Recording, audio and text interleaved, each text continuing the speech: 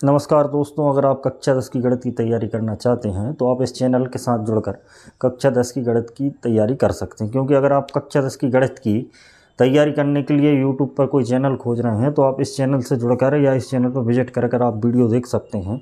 अगर आपको अच्छा लगे तो आप इस चैनल के साथ जुड़कर इस चैनल को सब्सक्राइब कर आप कक्षा 10 की गणित की तैयारी कर सकते हैं। तो अभी तक हमने इस चैनल के माध्यम से कक्षा 10 के अध्याय 1 और अध्याय 1 वास्तविक संख्याएं, अध्याय 2 बहुपद, इन दोनों को हमने कंप्लीट कर दिया है। और अध्याय 3 मतलब जो तीसरे नंबर का अध्याय है, दो चरों वाले रेखिक समीकरण युग्म, इसको स्टार्ट कर दिया और इसकी एक क्लास हो चुकी है। और उस क्लास में जो पढ़ाया था उसी को आगे बढ़ाते हुए हम इस क्लास में पढ़ेंगे।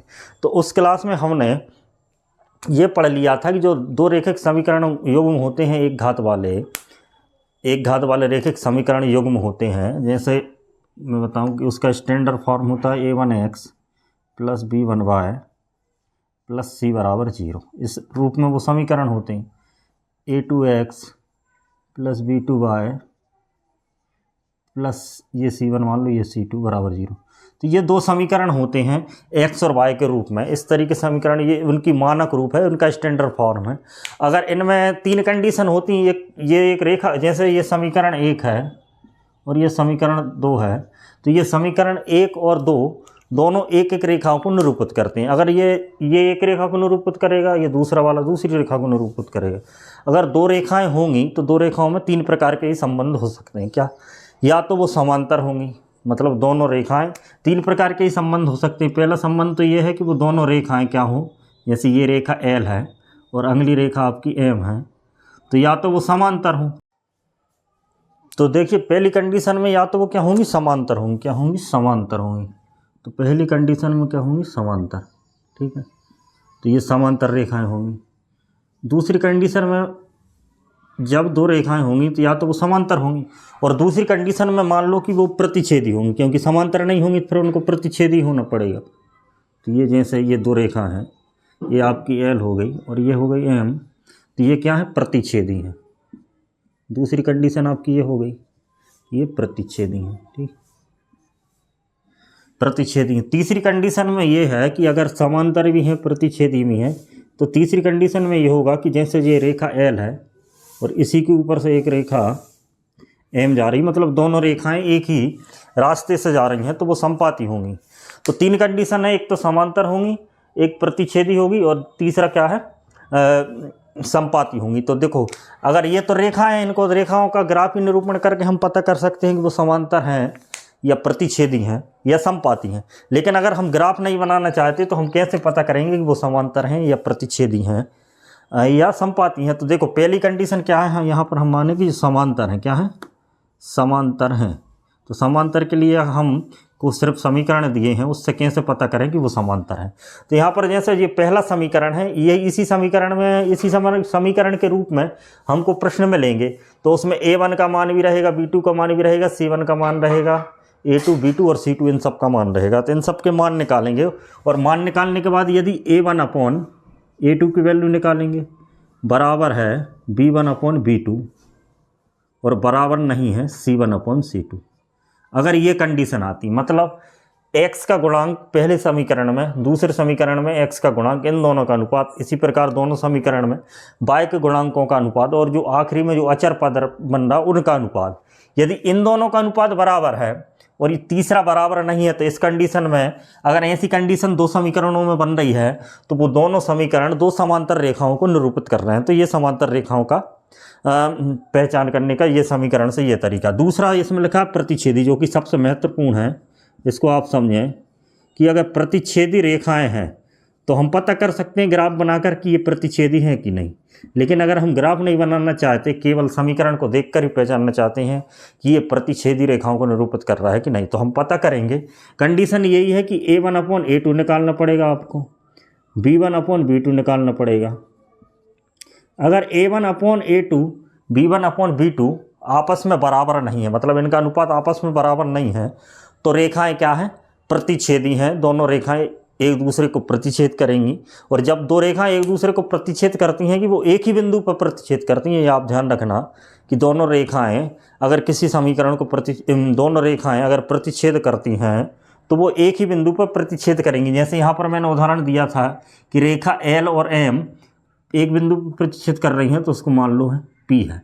और आपको ये बात भी ध्यान रखना पड़ेगा, जब दो रेखाएं प्रतिच्छेद करती हैं, जब दो रेखाएं प्रतिच्छेद करती हैं तो वो एक ही बिंदु पर प्रतिच्छेद करती हैं, और वो जो जिस बिंदु पर वो प्रतिच्छेद होता है वो बिंदु दोनों रेखाओं पर स्थित होता है। जैसे इस पी बिंदु पर प्रतिच्छेद हो रहा है, तो जो पी बिंदु है वो एल पे स्थित है, एल की मतलब एल का जो रास्ता है उस पर पी आता है, और उसी प्रकार एम का जो रास्ता है उस पर भी पी आता है। मतलब दो रेखाएं जब प्रतिच्छेद कर रही हैं तो उनका जो प्रतिच्छेदी बिंदु है वो एक उभयनिष्ठ बिंदु होगा, कामन बिंदु होगा, दोनों रेखाओं के मार्ग में आएगा। तो ये ध्यान रखें। तो प्रतिच्छेदी में अगर दोनों का अनुपात बराबर नहीं है, A1/A2 B1/B2, अगर ये बराबर नहीं है तो ये प्रतिच्छेदी रेखा है। अब एक प्रश्न उठ रहा होगा आपके मन में कि अगर ये बराबर नहीं है, ठीक है, लेकिन C1/C2 इसका इसमें कुछ उपयोग है। तो देखो, ये अगर बराबर नहीं है तो C1/C2 बराबर हो अथवा ना हो उससे कोई फर्क नहीं पड़ेगा, है ना। अगर ये A1/A2 B1/B2 का अनुपात आपस में बराबर नहीं है तो C1/C2 की वैल्यू निकालने की ज़रूरत ही नहीं, इससे हम कह देंगे कि ये प्रतिच्छेदी। लेकिन अब संपाती की बात करें, तीसरी कंडीशन संपाती, मतलब दोनों रेखाएं एक ही रास्ते से होकर जाएं, तो संपाती के लिए ये है कि A1/A2 बराबर है B1/B2 और बराबर है C1/C2। मतलब जो तीनों अनुपात हैं वो आपस में अगर बराबर हैं तो दोनों रेखाएं संपाती कहलाएंगी। मतलब उन दोनों रेखाओं का जो रास्ता है वो एक ही रहेगा, या यूँ कहें कि जो दोनों समीकरण हैं वो एक ही रेखा के समीकरण हैं, या ये भी कह सकते हैं कि जो दोनों समीकरण हैं वो अलग अलग समीकरण नहीं है, वो एक ही समीकरण है ना। तो अगर तीनों अनुपात आपस में बराबर हैं तो संपाती रहेंगी। अगर A1/A2 B1/B2 बराबर नहीं है तो प्रतिच्छेदी रहेंगी। यदि A1/A2 B1/B2 बराबर हैं और C1/C2 इनके बराबर नहीं है तो रेखाएं क्या रहेंगी, समांतर रहेंगी। तो इस बात को आपको ध्यान रखना है ना। तो आप यहाँ पर एक बात और अपना यहाँ समझ लेते हैं कि अगर रेखाएं समांतर हैं, है ना, यदि रेखाएं क्या हैं, समांतर हैं, ये समांतर रेखाएं आपको दिख रही होंगी, तो समांतर रेखाएं हैं तो दोनों समीकरण को निरूपित करेंगी। अगर दो समीकरण दो रेखाओं को निरूपित करेंगे, यदि वो समांतर हैं तो उन दोनों समीकरण को हल करेंगे तो क्या होगा, तो उन दोनों समीकरण को हल करेंगे। हल का मतलब ये होता है कि जो दो रेखाएं रहती हैं उनका उनका जो प्रतिच्छेदी बिंदु रहेगा वो प्रतिच्छेदी बिंदु रहेगा, उस बिंदु के जो निर्देशांक रहेंगे ग्राफ पर x और y के मान रहेंगे, उसी को हल बोलते हैं। तो यहाँ पर दो रेखाएं L और M हैं, दोनों समांतर रेखाएं हैं, तो इन दोनों का प्रतिच्छेदी बिंदु कहाँ रहेगा, तो ये दोनों तो प्रतिच्छेद कहीं कर ही नहीं रही। अगर ये कहीं पर प्रतिच्छेद कर ही नहीं रही तो इनका कोई हल नहीं होगा। तो समांतर में क्या होगा, कोई हल नहीं होगा। दोनों समीकरण को हल करने पर मतलब इनका कोई हल नहीं होगा, उनको हल करेंगे तो हल होंगे ही नहीं, ध्यान रखना इस बात। हाँ, कोई हल नहीं। समांतर में क्या होता है, समांतर अगर रेखाएं आ गई और उन दोनों समीकरण का हल निकालेंगे तो उनका हल निकलेगा ही नहीं, है ना। तो ये बात आप ध्यान रखें, क्या है, कोई हल नहीं है। इसके बाद अगला है प्रतिच्छेदी है। तो प्रतिच्छेदी ही सबसे महत्वपूर्ण है इस चैप्टर में। अगर रेखाएं प्रतिच्छेदी आ रही हैं तो उनका हल होगा, उनका एक हल होगा, क्योंकि एक बिंदु पर प्रतिच्छेद कर रही हैं, जितने बिंदु पर प्रतिच्छेद करती हैं उतने हल होते हैं।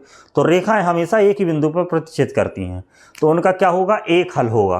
तो प्रतिच्छेदी में क्या होगा, एक हल होगा। एक हल मतलब अद्वितीय हल बोल रहे हैं, इसमें किताब में क्या लिखा है आपकी में, अद्वितीय हल। अद्वितीय मतलब जिसका दूसरा हल नहीं होगा, एक ही हल होगा, है ना।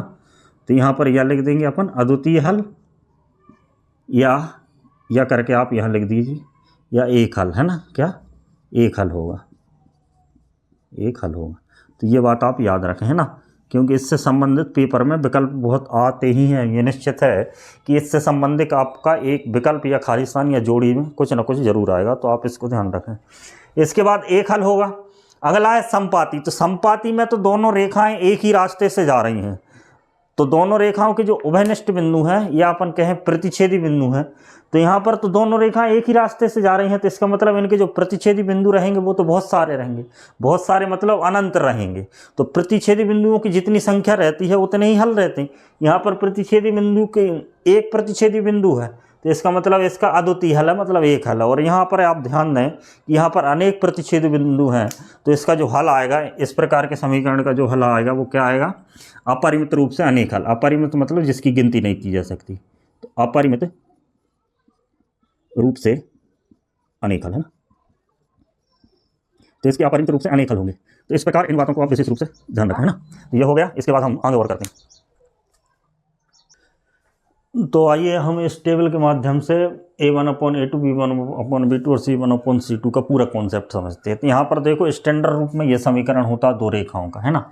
तो A1 की वैल्यू कहाँ से निकालेंगे, तो A1 का मतलब है x का गुणांक, जो पहले समीकरण में x का गुणांक है वही A1 की वैल्यू है, ठीक है। इस प्रकार हम निकालेंगे। तो यहाँ पर पहले देखें कि दो समीकरण दिए हैं, x - 2y बराबर 4 और अगला दिया 3x + 4y बराबर 20, ठीक। तो जो बराबर के उस तरफ जो 20 है, तो सबसे पहले हम उस स्टैंडर्ड फॉर्म में समीकरण को सेट कर लेते हैं। तो बराबर का 20 आपका इस तरफ आएगा, तो यहाँ पर बराबर में 0 हो जाएगा और ये 4 इधर आएगा, माइनस का 4 हो जाएगा, ये 0। अब इसकी तुलना करते हैं, ठीक है। तो A1 की वैल्यू x के गुणांक, A1 की वैल्यू पहले समीकरण में जो x का गुणांक है वही A1 है। तो यहाँ पर x ये है पहले समीकरण में और उसका गुणांक कुछ नहीं है यहाँ पर, तो कुछ नहीं है तो उसको मान लेते हैं a।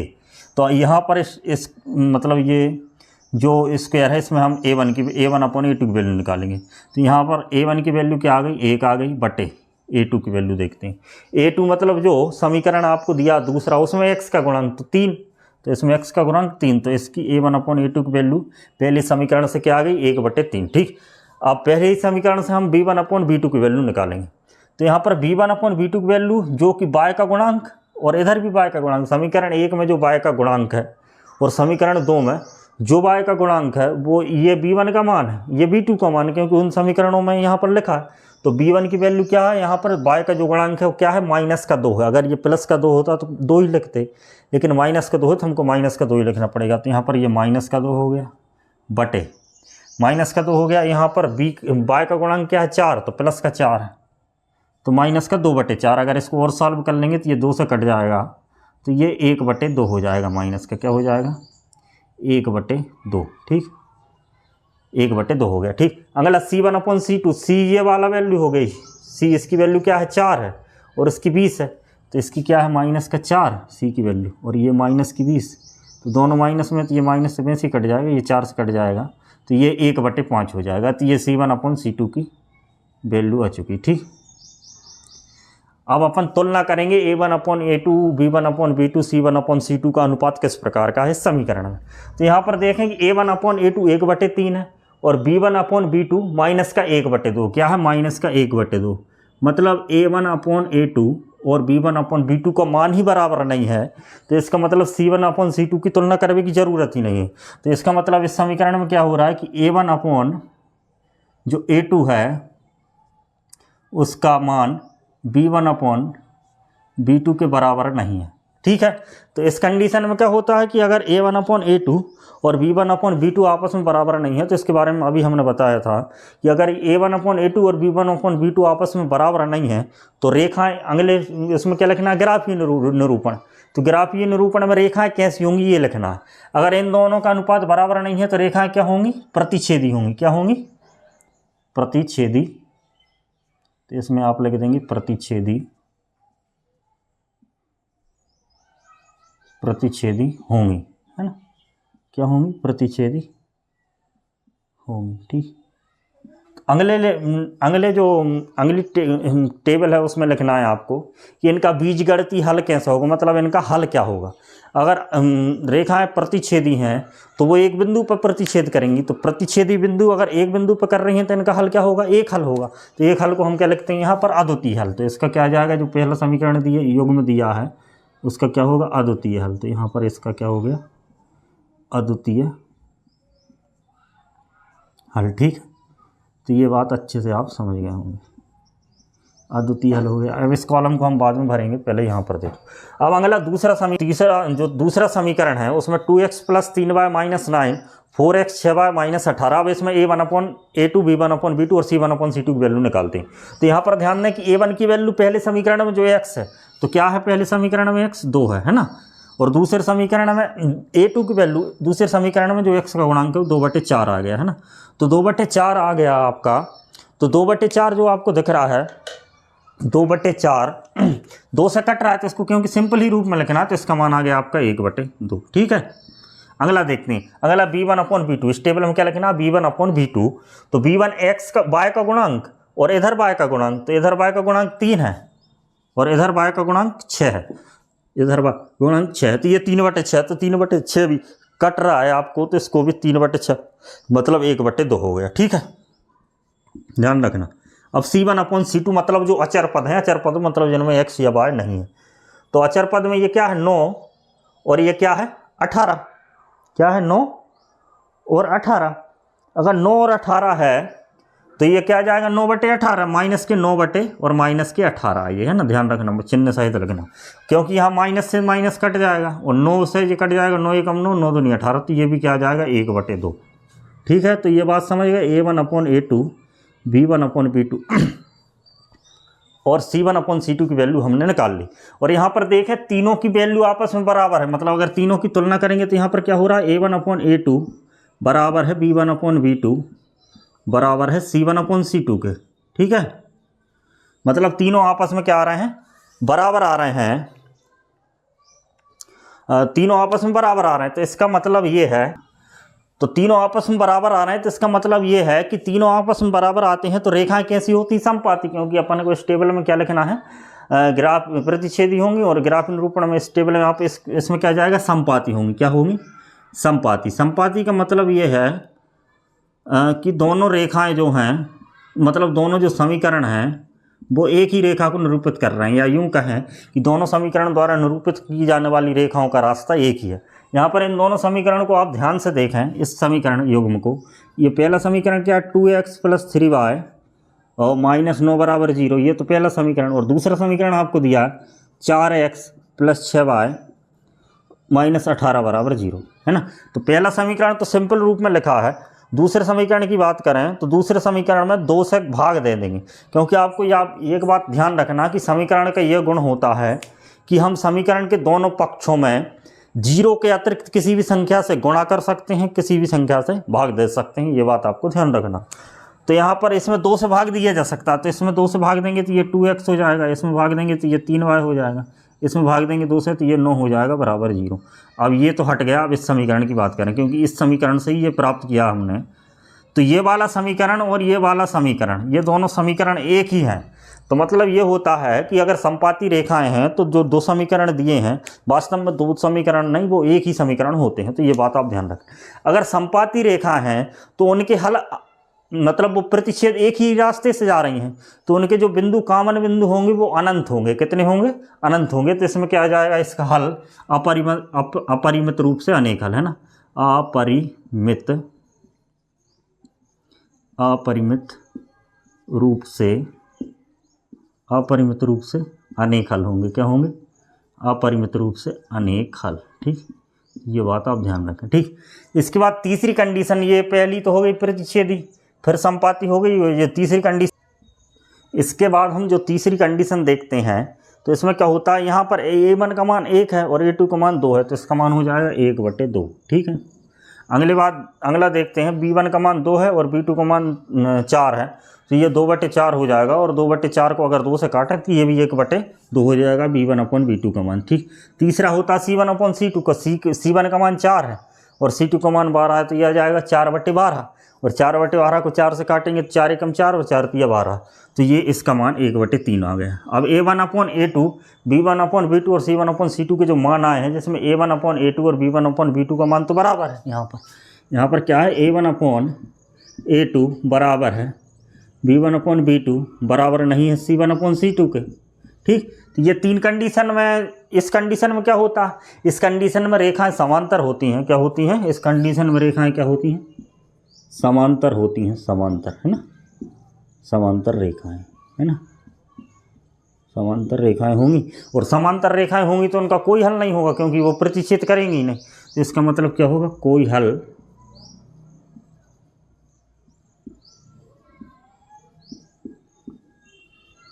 नहीं। ठीक, बीजगणितीय हल में कोई हल नहीं। अब उसके बाद जो आखिरी कॉलम दिया उसमें देखें, उसमें मतलब जो संगत रेखाएं हैं या जो संगत समीकरण, उन किसे कहते हैं और असंगत किसे कहते हैं। ठीक है, तो जिन समीकरणों का हल हो जाए उनको तो कहते हैं संगत, और जिसका हल ना हो उनको क्या कहते हैं, असंगत। तो पहली कंडीशन में रेखाएं प्रतिच्छेदी हैं और इनका अद्वितीय हल है, तो अद्वितीय हल है तो मतलब ये पहला समीकरण क्या है, समीकरणों का जो जोड़ा दिया है आपको वो संगत है। दूसरे में अपरिमित रूप से अनेक हल है, मतलब इसमें भी हल हो रहा, तो ये भी क्या है, संगत है ना, संगत है, और इसको आश्रित भी बोल देते हैं। क्या बोल देते हैं? संगत और आश्रित क्यों बोल देते, ठीक। और तीसरे वाले में कोई हल नहीं तो इसको क्या बोलेंगे? असंगत है ये, ठीक है। क्या है? असंगत है। तो ये टेबल है, इस टेबल को आपको बड़े ध्यान से देखना है, इसको रटना नहीं है लेकिन आपको इसको समझना, क्योंकि इस पूरे चैप्टर में इस टेबल से संबंधित ही पूरी बातें होंगी। तो इस टेबल को इसलिए मैंने आपको समझाया। इसके बाद हम इस चैप्टर, तो देखिए ये प्रश्नावली 3.1 का पहला सवाल। हमको सवाल में करना क्या है कि दी गई जो समस्या है उसके जो रेखिक समीकरण बनाना है, और उसके बाद उन रेखिक समीकरणों को हम ग्राफीय विधि से हल करेंगे। तो इन रेखिक समीकरणों को 3 विधि से हल कर सकते हैं, जैसा कि मैंने आपको पहले ही बताया है पहले ही आपको कि एक तो आपकी ग्राफीय विधि, दूसरी विलोपन विधि, और तीसरी आपकी है प्रतिस्थापन विधि। तो हम पहली विधि से यहाँ पर हल करेंगे इनको। तो सबसे पहले तो आपको जो समस्या दी गई है उस समस्या को पढ़कर आपको रेखिक समीकरण बनाना है। तो जो समस्या है उसको पढ़कर रेखिक समीकरण कैसे बनाएंगे, सबसे पहले तो हम वो देखते हैं। और इस समस्या जब 2 रेखिक समीकरण बनेंगे तो उन रेखिक समीकरण को हम ग्राफ बनाकर हल करेंगे, ठीक है। कैसे हल करेंगे? पहले तो हम रेखिक समीकरण बना लें। तो सबसे पहले आप समस्या को पढ़िए कि समस्या ये दी है कि कक्षा X है, मतलब कक्षा 10 में या कक्षा X के 10 विद्यार्थी एक गणित की पहेली प्रतियोगिता में भाग लिया उन्होंने, 10 विद्यार्थियों ने। यदि लड़कियों की संख्या लड़कों से 4 अधिक है तो प्रतियोगिता में भाग लेने वाले लड़कों और लड़कियों की संख्या बताना। यहाँ पर ये लड़कियाँ हैं ना, तो ध्यान रखना, लड़कियों की संख्या बताइए कि लड़कियों की संख्या, लड़का और लड़कियों की संख्या बताना है। तो आप समस्या, तो ये क्वेश्चन ने आपने पढ़ लिया होगा। अब यहाँ पर ध्यान दें कि अब इससे समीकरण कैसे बनाएंगे। तो आपको देखें कि यहाँ पर लड़का और लड़की दी हैं और उनकी संख्याओं को ज्ञात करना है। तो हमको लड़का और लड़की की संख्याओं को ज्ञात करना है, तो हम लड़का और लड़कियों की संख्याओं को एक चर मान लेते हैं। चर मतलब एक्स वाई, जो एक्स वाई रहते हैं वो मानते, और उनको मान कर अगर हम उनका मान निकाल लेंगे तो लड़का और लड़कियों की संख्या निकल आएगी। कैसे निकल आएगी आप यहाँ पर ध्यान दें। तो सबसे पहले आप मान लीजिए, इसको सॉल्व कर रहे हैं हम।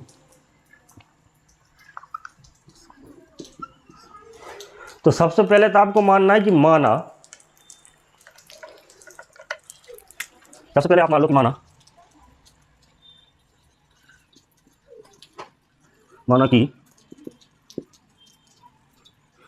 लड़कियों की संख्या X है तथा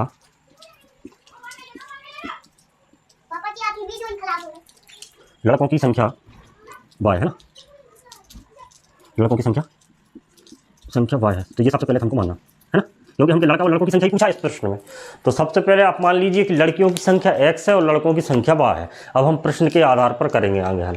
तो प्रश्न में जो दिया है उसी बेसिक करके आप समीकरण बना सकते हैं। तो कैसे? तो सबसे पहले आप यहाँ लिख दीजिए कि प्रश्न अनुसार। अब हम जो कुछ करेंगे वो प्रश्न के अनुसार ही करेंगे। तो ये लिख दिया आपने प्रश्न अनुसार। प्रश्न में आप ध्यान दें कि जो कक्षा X है उसमें कुल विद्यार्थी 10 हैं जो कि गणित की प्रतियोगिता में भाग लेते हैं। कह रहे कुल विद्यार्थी कितने हैं? 10 हैं जो कि गणित की प्रतियोगिता में भाग लेते हैं। अब कुल विद्यार्थी 10 हैं तो इसका मतलब वो विद्यार्थी लड़का और लड़कियों में बटे होंगे। तो हमने लड़कियों की संख्या X मानी है और लड़कों की संख्या Y मानी है। तो लड़कों की संख्या और लड़कियों की संख्या को अगर हम आपस में जोड़ दें तो वो 10 के बराबर आएंगी। ये बात आप समझ गए होंगे। तो प्रश्नानुसार हम पहले समीकरण तो ऐसे ही बन जाएगा कि X + Y = 10। तो ये तो आपका पहला ही समीकरण बन गया। कैसे बन गया? क्योंकि लड़कियों की संख्या हमने X मानी है और लड़कों की संख्या Y मानी है। और X + Y = 10 कैसे आया? क्योंकि प्रश्न में आप देखें ध्यान से कि प्रश्न में दिया है कि कुल विद्यार्थी 10 है, तो लड़का और लड़कियों में बटे होंगे वो, तो ये 10 हो गए। इसके बाद अगला समीकरण इससे इस प्रकार बनेगा कि दिया यदि लड़कियों की संख्या लड़कों से 4 अधिक है। क्या है? लड़कियों की संख्या लड़कों से 4 अधिक है। तो अब इससे ही हम दूसरा समीकरण बनाएंगे। मतलब लड़कियां जो हैं वो 4 अधिक हैं लड़कों से। तो उदाहरण के लिए आप यहाँ समझ लें कि मान लो कि जो लड़कियां हैं गर्ल्स हैं वो 10 हैं, तो बॉयज़ कितने होंगे?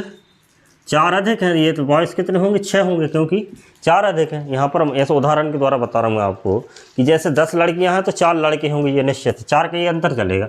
जैसे अगर 20 लड़कियाँ हैं तो इससे 4 कम कितने होंगे? 4 कम इससे 16 बॉयज़ होंगे, है ना। तो ये बात आप समझें कि जैसे 8 लड़के हैं तो इससे 4 ज़्यादा कितनी लड़कियां होंगी? तो मतलब लड़कियों की संख्या 4 अधिक है लड़कों से, ये आपको दिया है। तो इसका मतलब लड़का और लड़कियों की संख्या का जो अंतर दिया है वो 10 दिया है ना। तो यही मैं आपको समझाना चाहता हूँ कि लड़का और लड़कियों की संख्या का जो अंतर दिया है वो 4 दिया है। तो अंतर देखें तो x माइनस वाई, तो इससे क्या बन जाएगा आपका x मतलब लड़कियों की संख्या माइनस वाई मतलब लड़कों की संख्या बराबर क्या है आपका 4 है। यही आपका समीकरण 2 है। समझ गए ये बात?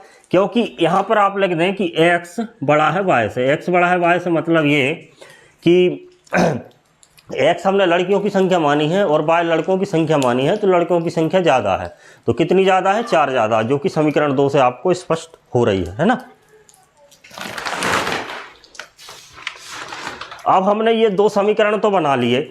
अब इन समीकरणों को हल करके अगर x और y का मान निकल जाए, तो x हमने लड़कियों की संख्या माना और y लड़कों की संख्या माना है, तो लड़का और लड़कियों की संख्या निकल जाएगी। अब इन समीकरणों को हम ग्राफीय विधि से हल करेंगे। तो उसको हल करने के लिए ग्राफीय विधि से मतलब ये है कि ये दोनों समीकरण हैं 2 अलग अलग रेखाओं को निरूपित कर रहे हैं। क्या कर रहे हैं? 2 अलग अलग रेखाओं को प्रदर्शित कर रहे हैं। और इन रेखाओं का जो प्रतिच्छेदी बिंदु होगा, इन रेखाओं का जो प्रतिच्छेदी बिंदु होगा वो इस समीकरण का हल होगा। तो इन रेखाओं का जो प्रतिच्छेदी बिंदु है, इन रेखाओं का जो प्रतिच्छेदी बिंदु है इस समीकरण का हल होगा। और इस समीकरण से हल से तात्पर्य ये है कि वही लड़कियों और लड़कों की संख्या होगी। ठीक है, तो पहले तो हम ये रेखा को निरूपित करेंगे। तो रेखा किन बिंदुओं से होकर जाती है? रेखा क्या है? विभिन्न बिंदुओं से होकर जाती है, अनंत बिंदुओं से होकर जाती है। तो हम उन बिंदुओं को ज्ञात कर लेते हैं इन समीकरणों के माध्यम से, और उन बिंदुओं से होकर हम रेखा बनाएंगे, ग्राफ पेपर में बनाएंगे, है ना। बोर्ड पर नहीं बनाएंगे, वो ग्राफ पेपर में बनाएंगे, लेकिन उन बिंदुओं को मैं यहाँ पर ज्ञात करके आपको बता देता हूँ।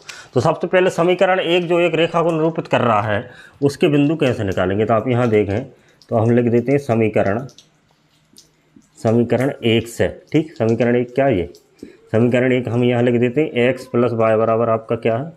समीकरण 1 10 है, ये समीकरण 1। ठीक, अब आपको क्या करना है कि यहाँ पर x और y 2 चर राशियाँ दी हैं। क्या दी हैं? x और y 2 चर राशियाँ दी हैं। इनमें से एक चर राशि को आप पकड़ लीजिए, मतलब एक चर राशि का मान मन से रखना है आपको, और दूसरी चर राशि का मान अपने आप निकलेगा। तो हम x का मान मन से रखेंगे यहाँ पर, और y का मान आपका अपने आप निकलेगा। तो यहाँ पर समीकरण 1 में सबसे पहले क्या कर देते हैं?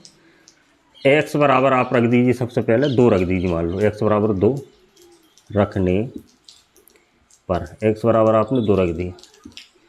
x बराबर यहाँ 2 रखेंगे समीकरण 1 में, तो x की जगह आपका 2 हो जाएगा, y की जगह आपका y हो जाएगा बराबर 10।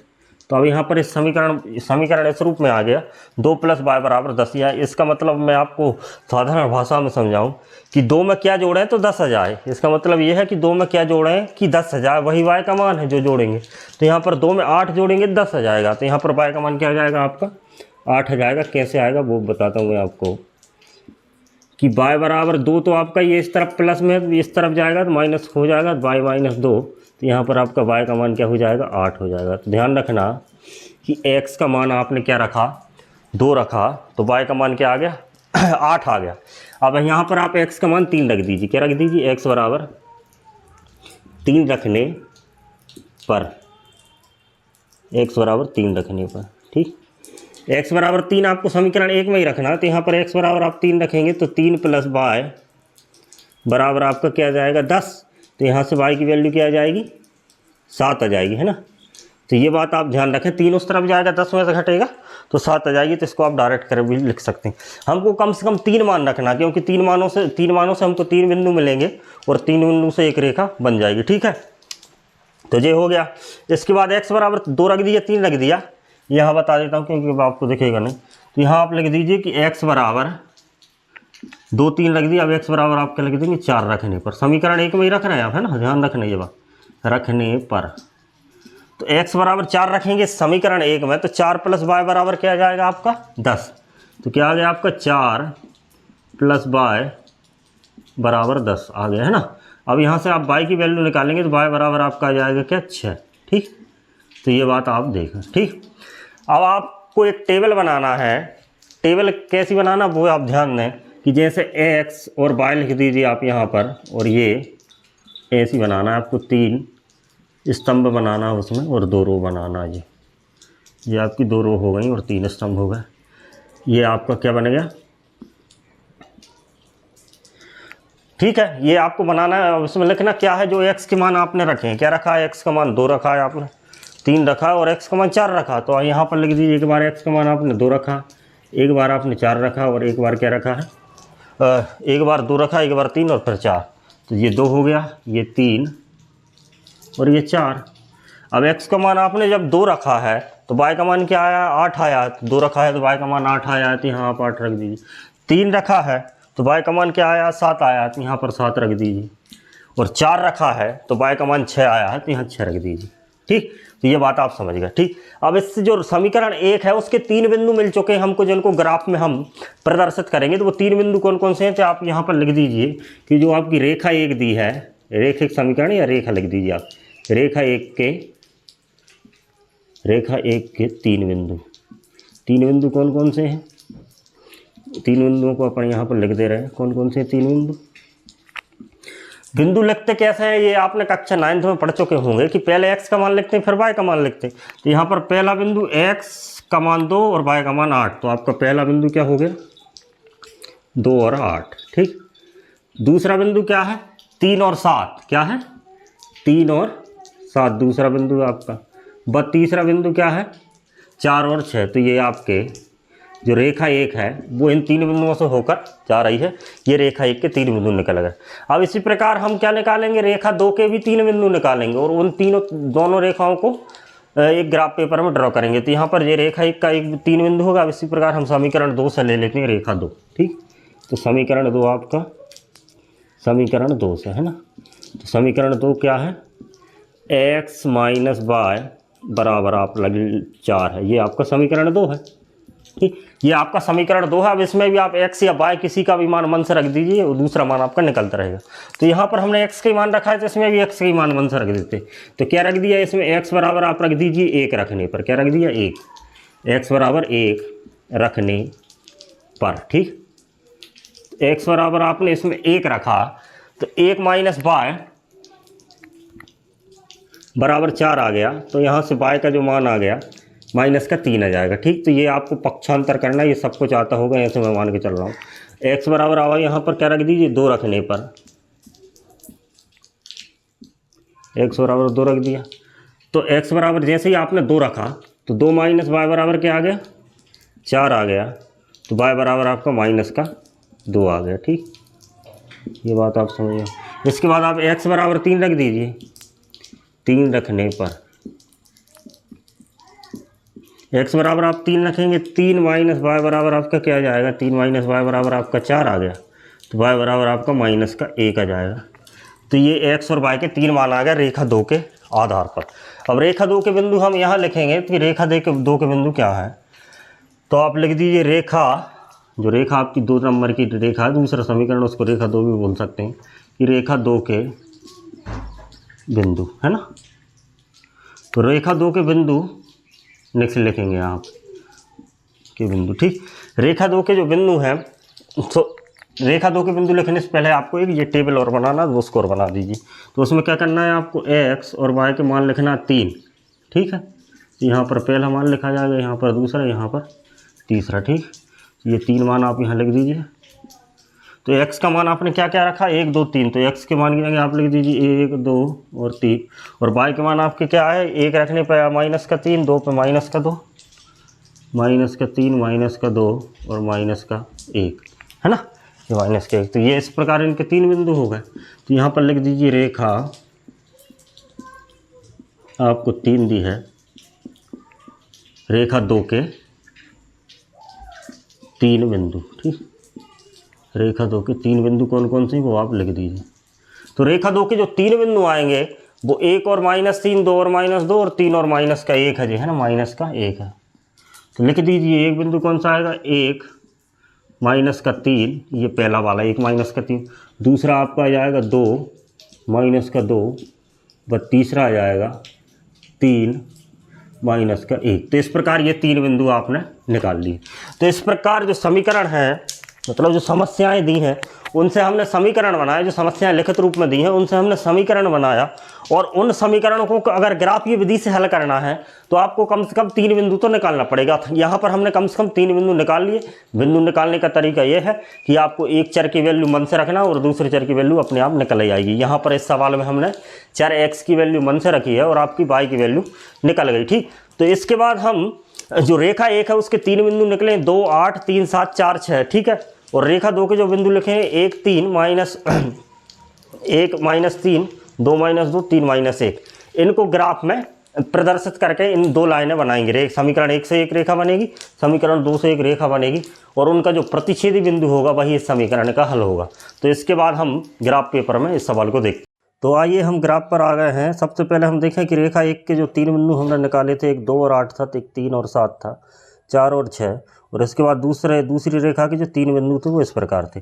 तो सबसे पहले हम रेखा 1 के 3 बिंदुओं को इस ग्राफ पर बनाएंगे और फिर रेखा 2 के 3 बिंदुओं को बनाएंगे। तो सबसे पहले ग्राफ पर बनाते कहते हैं वो समझ लेते हैं।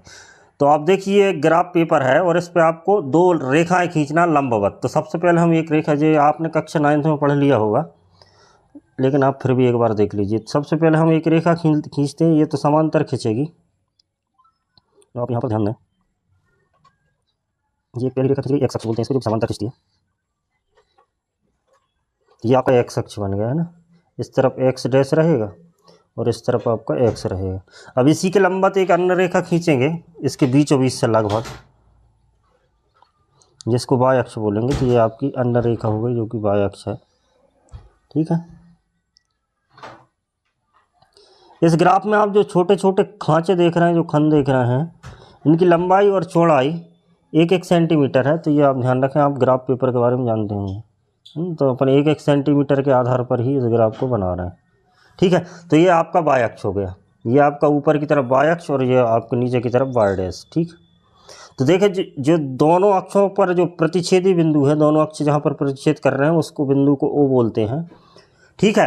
अब यहाँ पर हम एक्स अक्ष के बारे में चर्चा करते हैं। तो एक्स अक्ष के इस साइड मतलब दाहिनी तरफ एक्स अक्ष के हम बिंदु लेते हैं 1 सेंटीमीटर पर। पहला बिंदु आप लेंगे 1, दूसरे सेंटीमीटर पर 2, तीसरे पर 3, इस प्रकार हम 4, 5, यहाँ तक इसको, ये 6 और ये 7, 8, ठीक है। तो ये 8 तक ले लिया। अब एक्स अक्ष के बाईं तरफ, तो इस तरफ ऋणात्मक लेंगे हम, तो ये -1, ये -2, -3, -4 और -5, ये 6, ठीक। 7 तक ले लीजिए इसको, ये -7। अब वाई अक्ष की बात करें तो ऊपर की तरफ वाई अक्ष धनात्मक रहेगा, तो ये आपका 1 रहेगा, ये 2 रहेगा, ये 3, ये 4, 5, 6, 7, और नीचे की तरफ वाई अक्ष ऋणात्मक रहेगा। तो हम इधर से ले लेते हैं -1, ये आपका -2, -3, -4, -5, -6 तक ले लीजिए, 7 तक की तरफ लें। अब यहाँ पर हमने ये दोनों अक्ष बना लें और इन्हीं अक्षों के आधार पर हम इन बिंदुओं को इस ग्राफ पर प्रदर्शित करेंगे।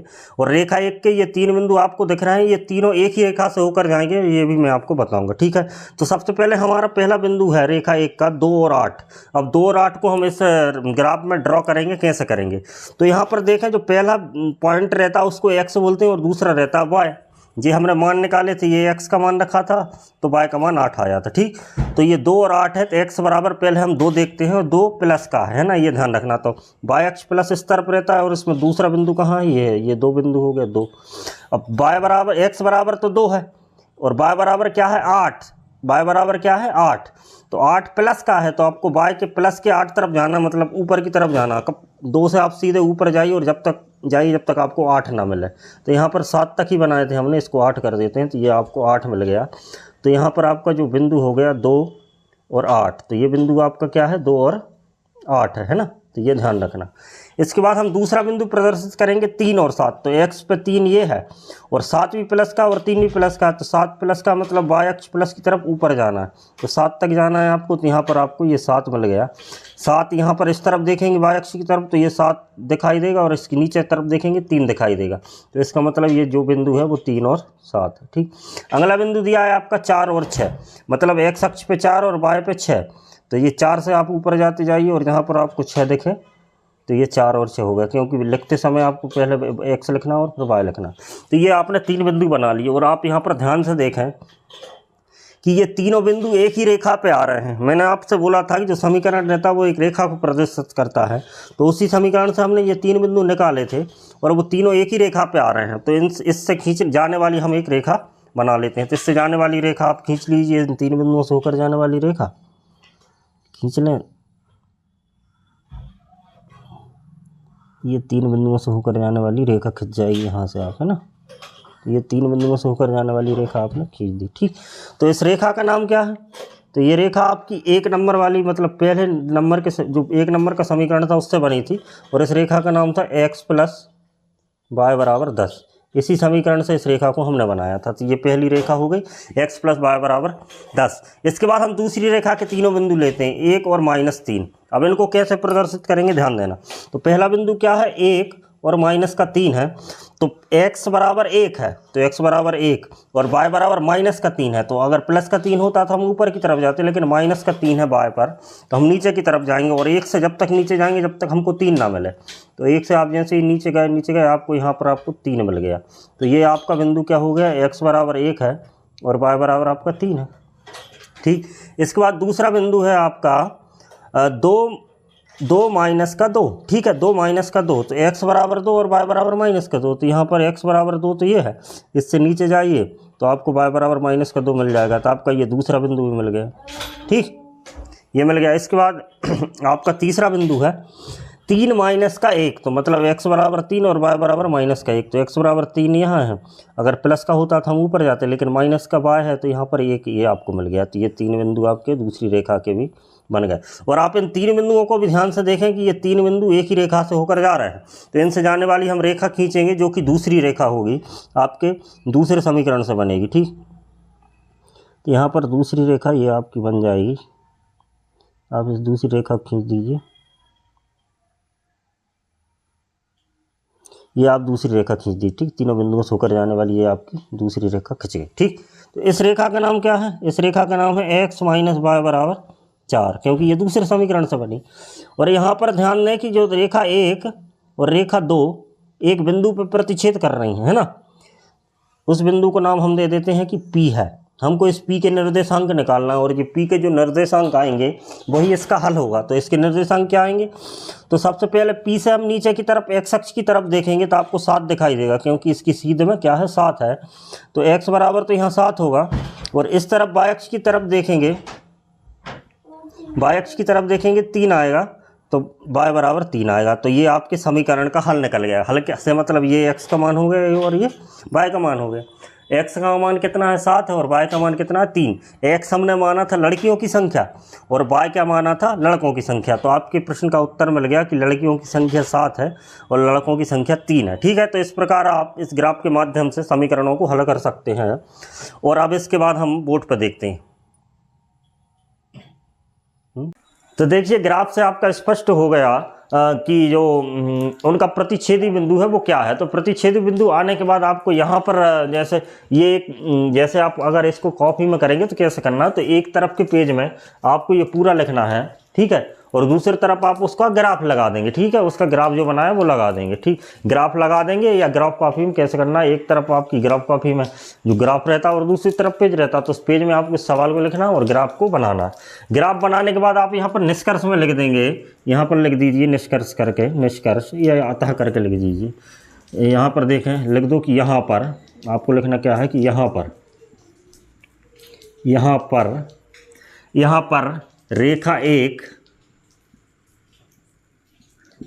रेखा 1 व रेखा 2 का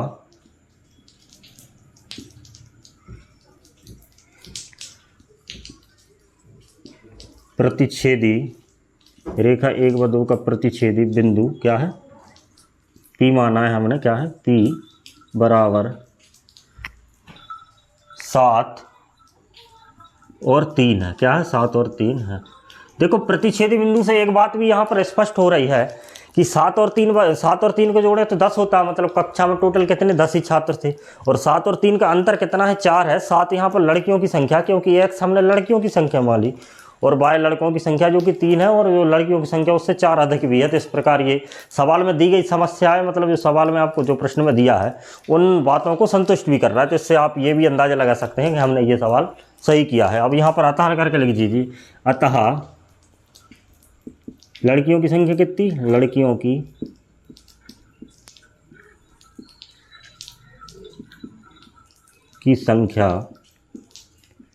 की संख्या आपकी x माना था हमने लड़कियों की संख्या। तो लड़कियों की संख्या x = 7 और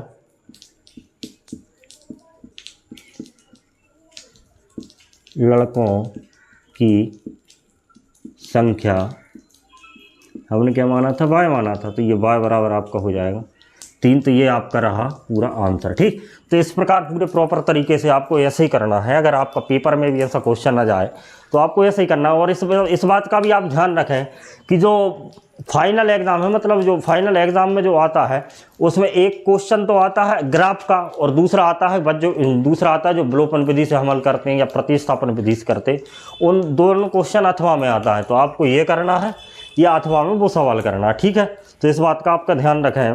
तो आपको अथवा में अगर दोनों क्वेश्चन आए तो आप वही वाला क्वेश्चन करें, ये ग्राफ वाला ना करें, ये मेरी सलाह है आपको। तो ये तो केवल समझ के लिए हम इस ग्राफ को समझ रहे हैं। तो आपको ये वीडियो अच्छा लगा हो या कक्षा 10 की गणित की तैयारी आप मेरे साथ करना चाहते हो तो इस चैनल को आप सब्सक्राइब करें। इसी के साथ हम इस वीडियो को ख़त्म करते हैं और इसके जो आगे के सवाल हैं उसको हम अगली वीडियो में देखते हैं।